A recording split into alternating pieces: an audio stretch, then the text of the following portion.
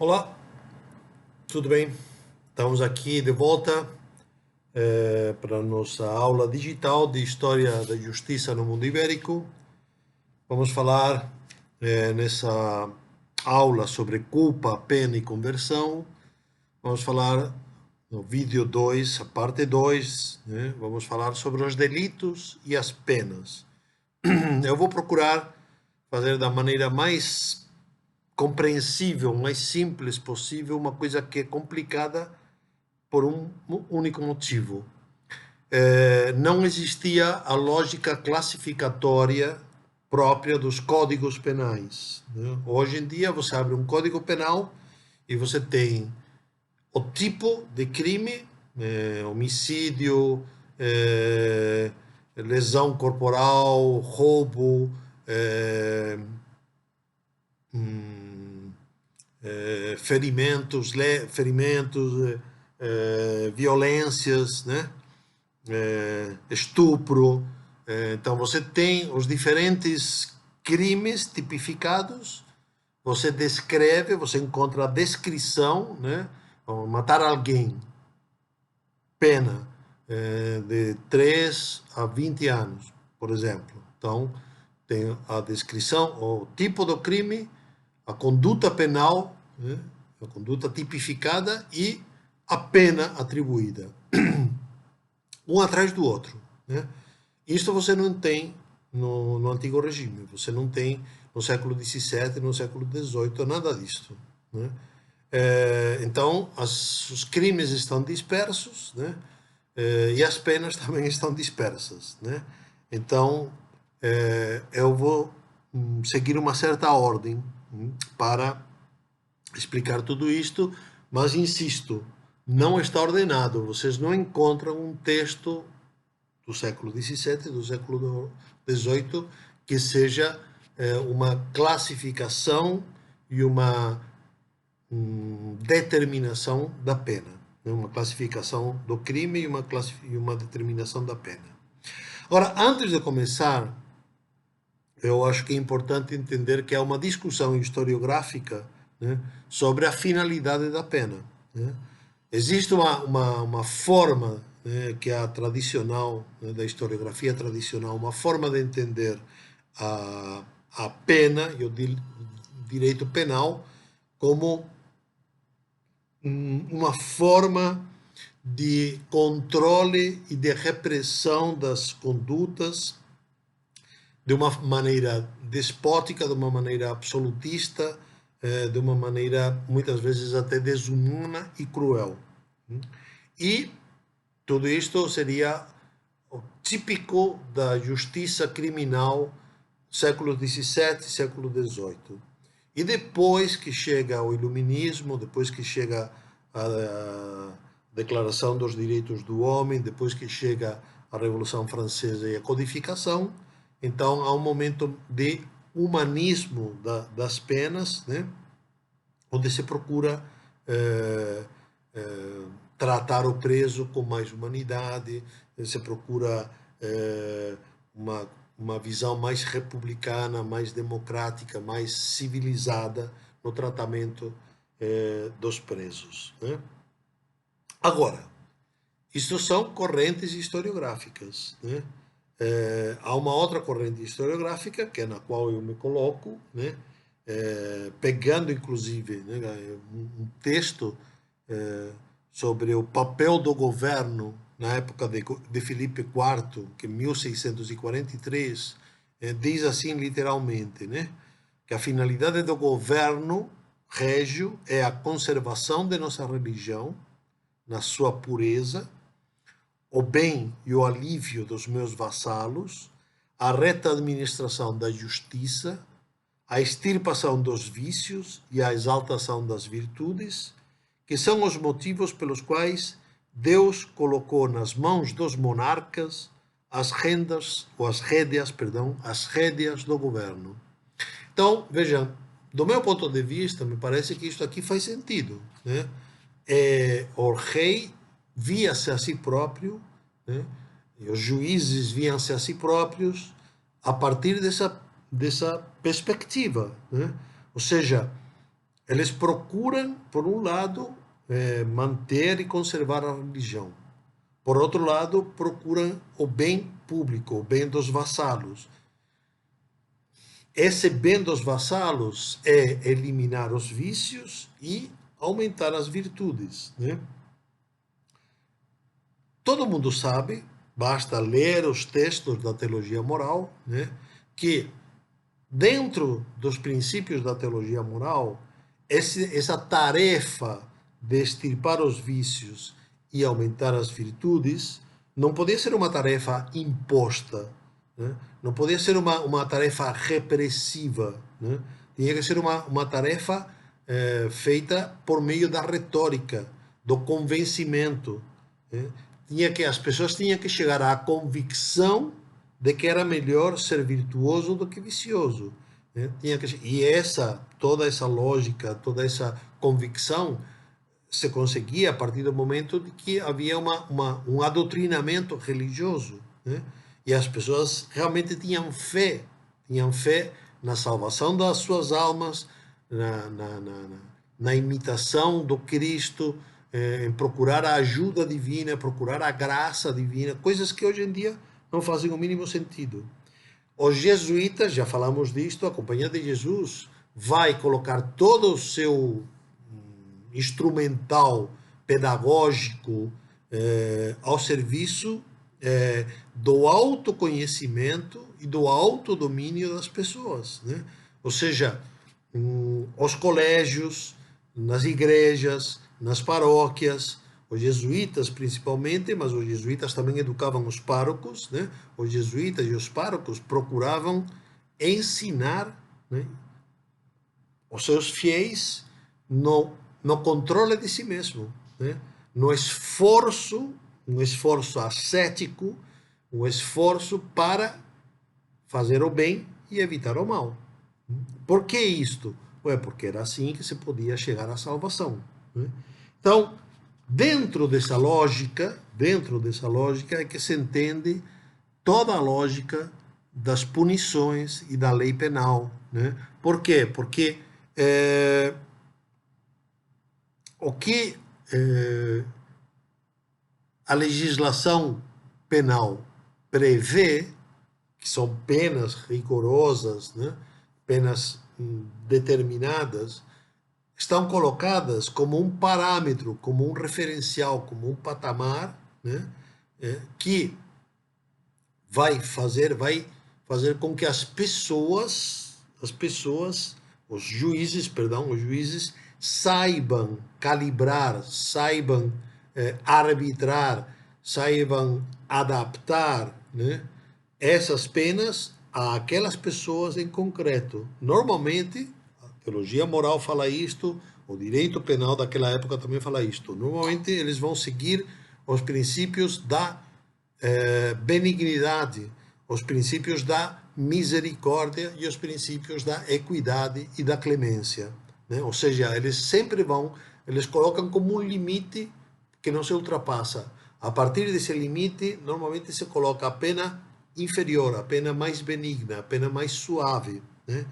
Essa é a previsão da lógica do direito penal, né? É preciso fazer com que o pecador, o criminoso, se converta, né? Se convença de que praticou o erro, de que praticou o mal. E esse mal tem que ser purificado no seu coração, e não apenas por meio das punições. Toda punição era entendida como uma forma externa de purificar internamente. Então, quais são os tipos de penas, né? Havia penas corporais, privativas da liberdade, infamantes e patrimoniais.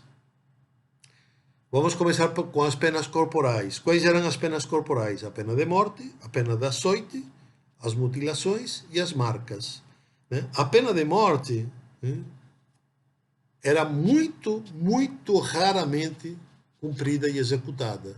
Porque, entre outras coisas, exigia-se, né, que para alguém ser condenado à morte, fosse provado com uma luz mais clara que a luz do meio-dia que realmente aquela pessoa era a culpada. Se houvesse dúvida, algum tipo de dúvida, se não houvesse clareza tão luminosa quanto a luz do meio-dia, então não podia ser condenado à morte e se deixava para que o juiz arbitrasse. Normalmente o juiz arbitrava nessa situação ou penas de açoites ou então penas de desterro, por exemplo, ou pena de prisão, uma prisão de muitos anos. Mas nós vamos ver também que a pena de prisão era uma coisa assim muito rara também. Normalmente, a pena se executava por enforcamento, normalmente. Nos casos assim, como eles chamavam de atrozes, nos casos mais graves, por exemplo, o parricídio, quando se matava o pai, quando se matava a mãe, quando se matava o filho, né? Aí a punição era bem grave, né? Era uma coisa que vinha do direito romano, né? E se colocava a pessoa dentro de um saco com um macaco, um galo e uma víbora. Se amarrava e se jogava no rio, né? Eu tenho de tudo, eu tenho dois casos em que isto aqui, a pessoa foi condenada e foi executada exatamente assim. Um deles, que eu lembro perfeitamente, era de um cara que violentou uma criança, né? Criança, de 6 anos, né? Então, esse foi condenado a isso, né? Mas não era normal, não era comum, né? A punição mais comum era a punição de açoites, né? A punição de açoites era uma coisa pública, normalmente era visto, outras vezes não, né? Mas é importante, me parece, eu acho um dado que é importante, que nem sempre se leva em conta, que a praxe, a prática de se açoitar era uma praxe costumeira durante quase um século, né? Havia na Semana Santa, na Quaresma, havia confrarias, havia agremiações, havia associações de fiéis, de paroquianos, né? Que saíam em procissão e se açoitavam. Eles saíam mascarados, né? Como se fossem aqueles caras do Ku Klux Klan. Eles ficavam com um capuz, né? Para que não se visse quem era a pessoa que fazia a penitência, mas fazia a penitência pública, pedindo perdão pelos seus pecados, de forma pública. E a forma de externar a penitência, a dor moral que sofria o pecado, era sofrer a dor física do flagelo, da flagelação, como Cristo, como Cristo, né? Havia toda uma simbologia, uma simbologia piedosa, né, em tudo isto, né? Então, a punição dos açoites era mais corriqueira, muito mais que a de prisão e muito mais do que a pena de morte. Em geral, essas penas eram para os diferentes tipos de crimes: blasfêmias, furtos, não pagamento de impostos e o amancebamento, né? Também, isso era o normal. Também no caso de ter armas proibidas, fugir do cárcere, resistir à justiça e caçar e pescar furtivamente. Havia épocas em que a pesca e a caça era permitida, havia outras épocas que não, né? Vai chegar mais ou menos perto do século XVIII, alguns desses crimes vão ser considerados não suficientemente graves como para sofrer a pena de açoite. E então, normalmente vão começar a ser comutados pela uma multa, uma pena, uma punição pecuniária.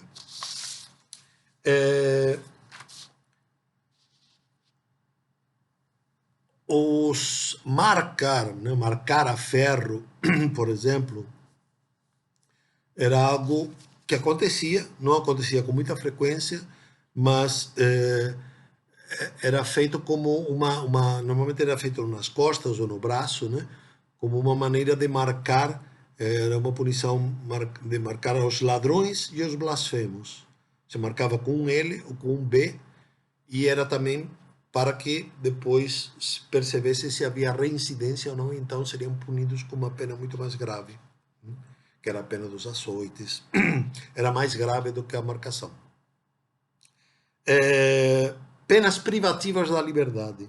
As penas privativas da liberdade, havia uma, que muitas vezes a gente não para pensar, que é assim, ou a pessoa podia ser reduzida à servidão ou mesmo escravidão de outrem, né? Então, não é que fossem presos na cadeia, eram reduzidos a uma servidão ou a uma escravidão. Por exemplo, pessoas que cometiam, cristãos que colaboravam com o inimigo muçulmano, né? Vendendo armas, vendendo navios, né? Então, durante todo o século XVI e grande parte do século XVII, né, a Turquia, o Império Turco Otomano, estava em guerra com a cristandade, né? E durante um bom tempo, mesmo depois da expulsão dos os árabes e os turcos e os mouros pretendiam voltar para Al-Ándalus, né? Então, quem colaborasse com esse daí eram punidos, né, muitas vezes sendo reduzidos à escravidão ou reduzidos à criadagem, à servidão, né? Também aqueles que formavam, por exemplo, bandas, né? Bandas para alterar a ordem, né? Bandas de criminosos, né? De assaltantes, né? Essa era a pena, né? Existia também a pena de prisão. A pena de prisão era normalmente uma pena temporária e era feita principalmente para temporária, que é assim, para enquanto durava o juízo normalmente durava 1 ou 2 anos, ficava preso a pessoa, para que não fugisse. Ou às vezes até ficava presa a pessoa que era testemunha, né? Para que não fosse morto, né? Mas as condições da prisão eram muito precárias, né? Não havia por parte do Estado uma preocupação com dar comida, dar assistência. Então, normalmente acabava virando por cada um por si próprio, ou seja, a própria família tinha que cuidar, né, do preso. Ou então as paróquias, ou então também se formavam confrarias para cuidar dos presos, né, para alimentá-los, para dar banho, né, porque ninguém cuidava, eram simplesmente jogados, né. As partidas, né, as 7 partidas, dizia o seguinte, que o cárcere não é dado para escarmentar os erros, mas para guardar os presos até que sejam julgados. Isso daí foi uma praxe comum, um entendimento comum ao longo de muito tempo, né? Depois, pouco a pouco, vai começar a ser mais praticada e vão começar a se criar cárceres mais adequados. Mas no começo os cárceres eram muito mequetrefes, né? As mulheres eram reduzidas a um convento normalmente, né? Então as mulheres não iam presas para a prisão, né? Não havia lugar adequado para isso. Então normalmente eram colocadas nos conventos. A madre superiora ficava cuidando das presas, né? Também é verdade que não eram muitas, né? Depois começaram a ser feitas casas, né? Casas, prisões para que recolhessem as mulheres, né? Por exemplo, eu tenho aqui o dado de que em 1608, portanto, começo do século XVII, foram feitas as primeiras casas para se prenderem em Madrid, mulheres, em Madrid, em Valladolid, em Granada, em Saragossa, em Salamanca e em Valência. Então, ao começo do século XVII, foram construindo casas para manter presas as mulheres. Quem? Que mulheres?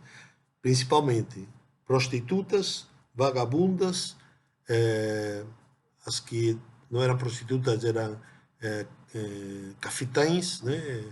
As mulheres que exploravam as prostitutas, né?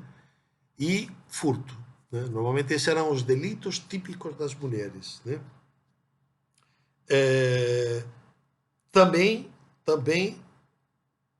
eram recolhidos à prisão, mas como foi aumentando o número, então já não cabiam na prisão, pobres, mendigos e vagabundos, né? os vagabundos eram aqueles que não tinham uma residência fixa, eram aqueles que não tinham um trabalho fixo, né? Então, esses realmente representavam um crime muito cotidiano, muito comum, né? Então, eles eram recolhidos nas casas de misericórdia, ou então nos manicômios, né?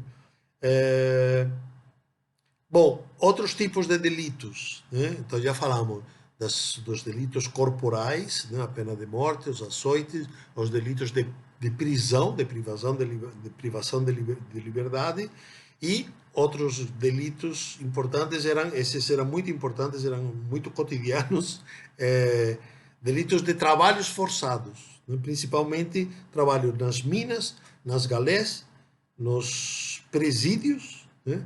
E no que se chamava de arsenal, né? O arsenal era onde era da milícia, do exército, onde havia munição e tinha que se trabalhar em tudo isto, né? Cuidar de tudo isto, né? Então, esses trabalhos forçados, quais eram os crimes mais comuns para esses trabalhos forçados? A bigamia, o rufianismo, né? O cafetão, né? O roubo, né? Ser cigano, né? Ser mourisco, né? E o tráfico de escravos, né? Para todos esses crimes, em geral, a punição que se dava era galés ou trabalhar nas minas, né? Com relação a pena nos arsenais, né? Na verdade, pena nos estaleiros navais, né? Normalmente era isso, ou então no lugar onde havia munição de escopetas e pólvora, etc., né? Então era uma pena coringa, né? Quer dizer, se não havia uma possibilidade de dar algum tipo de pena porque não dava para mandar para a prisão, porque não havia lugar, ou porque a pessoa não tinha dinheiro para pagar, pronto, ia trabalhar nas minas, ou ia trabalhar nos estaleiros, né? Ou ia trabalhar nos locais onde havia pólvora, munição e tudo isso, né? Então, eram punições assim por 3, 4, 5 anos, né? Normalmente, era a pena mais frequentemente dada, né? Que era uma maneira de resolver o problema, vamos chamar assim, o problema não só logístico, né?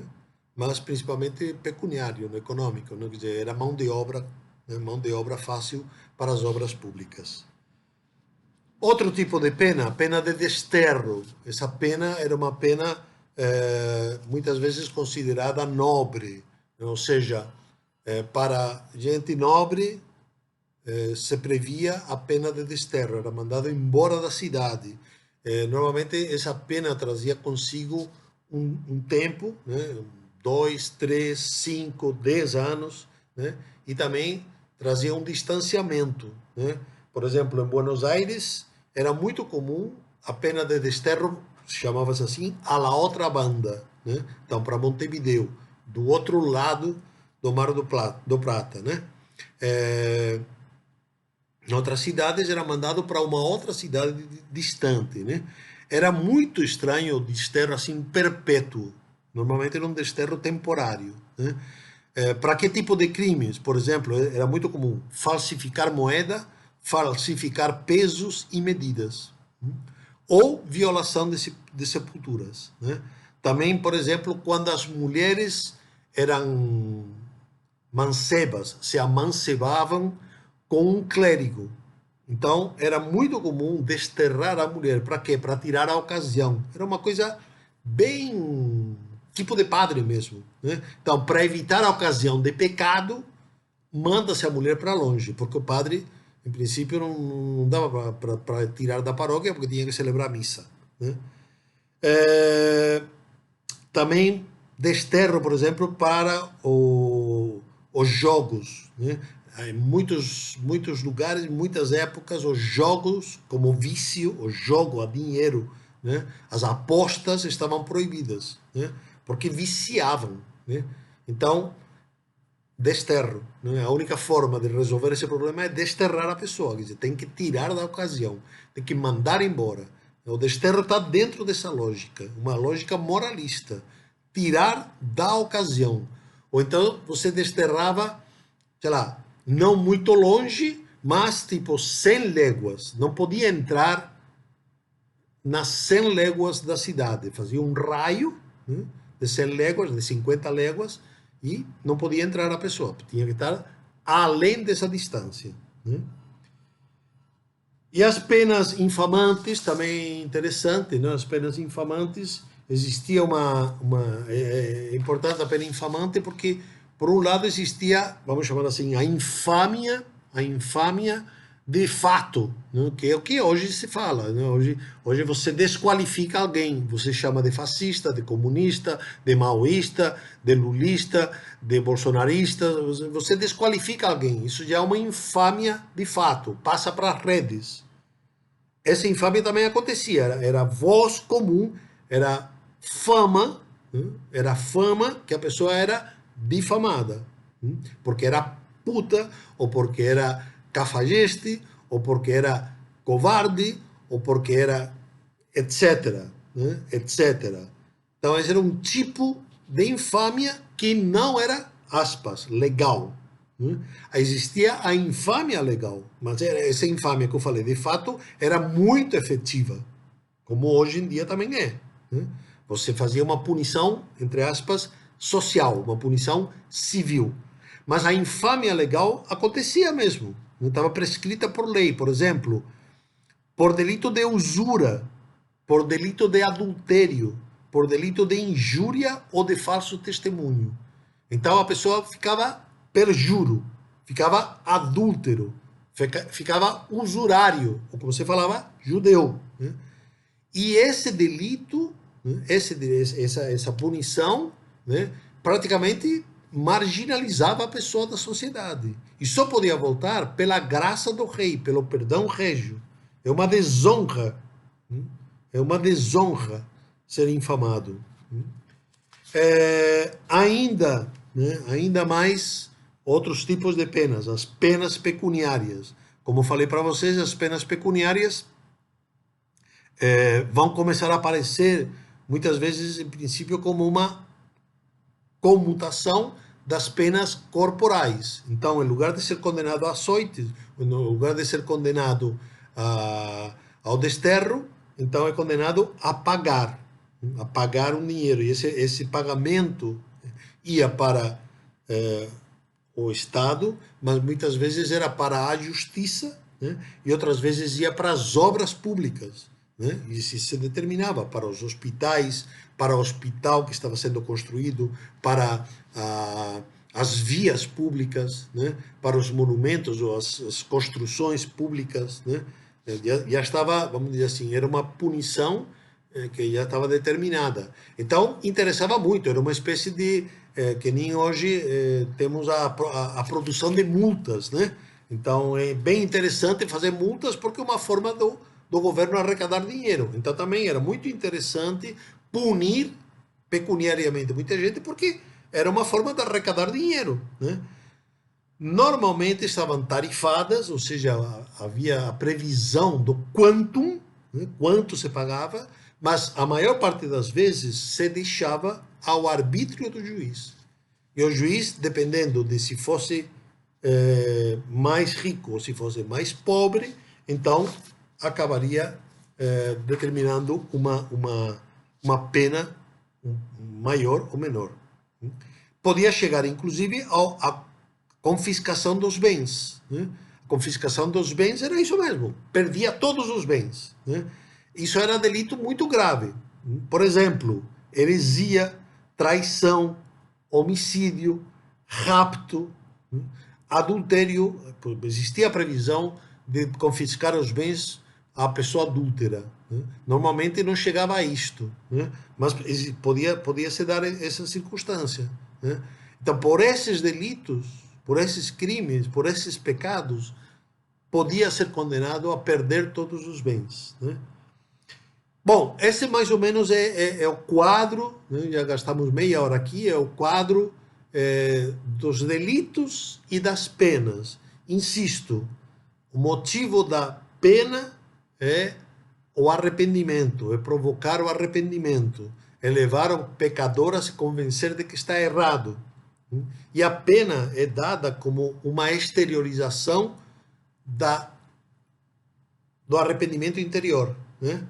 E, por outro lado, né, como disse, a maior parte das vezes era o juiz, o arbítrio do juiz que ficava encarregado de determinar, de quantificar a pena, né? Duas últimas coisas que me parece relevante comentar aqui rapidamente, né? Que existia a possibilidade de atenuar ou agravar as penas, né? Isso daí, essa ideia de atenuar ou agravar as penas, hoje já está tudo predeterminado. Então tem as atenuantes e as agravantes, estão determinadas. As circunstâncias que agravam e as circunstâncias que atenuam. Naquela época está tudo disperso. Então, quando se descreve alguns tipos de crimes, então se descrevem dizendo, olha, se esse crime for praticado assim, então a punição é maior, né? Então, por exemplo, se for feito um furto, mas esse furto é feito com a invasão da propriedade e com machucar a pessoa, então é agravado, né? Se for feito uma fornicação, mas é feito com a madrastra ou é feito com a enteada, então tem um agravamento da pena, né? Ou então, ao contrário, se for feito um homicídio, se for feito uma lesão, né? Mas a pessoa for rústica, a pessoa não estava com todos os seus sentidos no lugar, a pessoa estava tomada por uma forte paixão, a pessoa estava embriagada, então são atenuantes, né? Mas tudo isso eram descrições feitas ao longo da própria descrição do crime. Não havia uma classificação prévia de todas as circunstâncias atenuantes e todas as circunstâncias agravantes como hoje existe. Hoje está tudo tipificado. Então, acho que, espero que tenha ficado claro, né? Foi uma, vamos dizer assim, uma aula que eu procurei juntar uma série de informações, né, que muitas vezes nos textos, muitas vezes não, sempre, nos textos, nos tratados de teologia moral, nos tratados em que se fala dos pecados e das penas, está tudo disperso. Então é preciso juntar tudo e organizar como procurei organizar aqui. Eu não procurei organizar da minha cabeça, organizei conforme outros autores já organizaram antes. Tá bom? Então era isso.